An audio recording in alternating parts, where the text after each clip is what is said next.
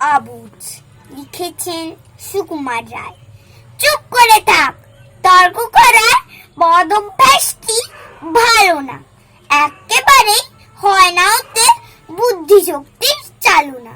দেখ তো দেখি আজও আমার মনের তেজটি নেভেনি। এইবার শুন, বলছি এখন।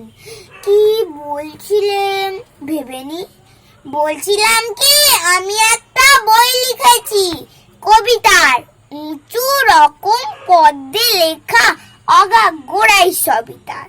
তাইতে আছে 10 মুখে চায়, হজম করে 10 দর, শ্মশান ঘাটে পানি খায়, ব্যস্ত শশধর।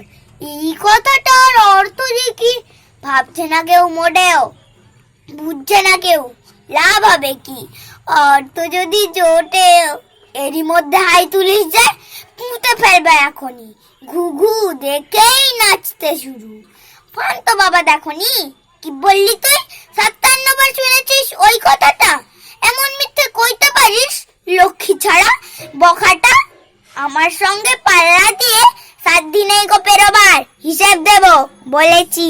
এই 14 বার কি 13 বার? 57 তুই গুনতে পারিস? মিথ্যাবাদী, গুনে যা।